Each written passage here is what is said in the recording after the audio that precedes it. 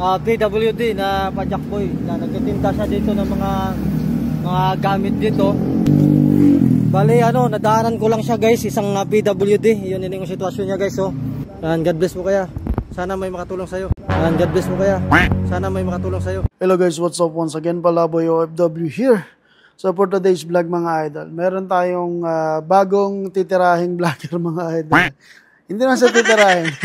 Kumbaga i-correct lang natin mga lods. Kasi kumbaga bagong poverty corn vlogger na gustong magpapansin mga lodi.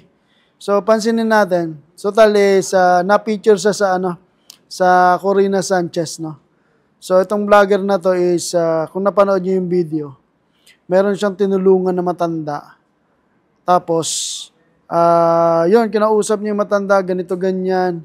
Tapos sa bandang uli, sabi ba naman, okay, tignan natin kung may tutulong.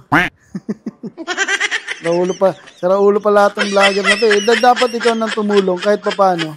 Tapos sinasabi niya na nagbigay daw siya. Wala naman siyang ebidensya eh. Alam mo idol, dapat kung nagbigay ka, dapat ipakita mo kasi natural na yan ngayon, lalo na vlogger ka. Ipakita mo kasi isa kang nangangarap ka maging poverty corn eh. Dapat ipakita mo lahat ng ginagawa mo. Kung nagbigay ka, maganda yun. Eh di mas maraming tutulong, mas makakakuha ka ng mga donors, di ba? Eh di mas matutulungan pa si tatay. Kung sinimulan mo, kaso hindi. Gusto mo pa yung ibang tao pa ibang vlogger pa yung tumulong para sa content mo. Content mo na yan. Binuraot mo na si tatay, gusto mo ibang tao pa yung tumulong para sa iyo. Anong klase yan? Di ba?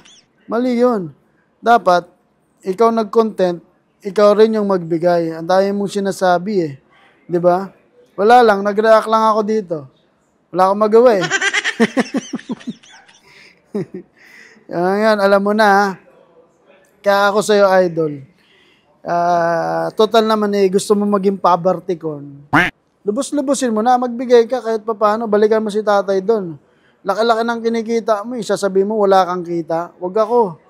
Content creator din ako, imposibleng wala kang kinikita. Ako nga, 22,000 followers, may kinikita na eh. Ikaw pa na 100,000 plus na yung followers mo.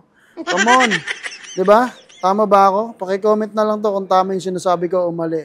Tapos paki-share tong video na to para makarating kay Whitey Man. Diba? Nanggamit ka na ng tao, so bigyan mo. Parang sabihin na nating talent fee. Diba?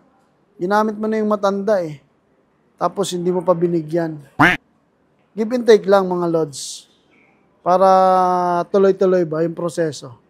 Diba? Ganun lang yun eh. Bigayan lang yun eh. Natural lang yan. Alright? So yun lang mga lods. Please share this video para makarating kay Whitey Man. And sa lahat ng mga sumusuporta kay Whitey Man at sa mga vloggers ni Diwata lang o tropa nyo to. So paki-comment lang kung mali or tama yung sinabi ko o reaction ko. Alright?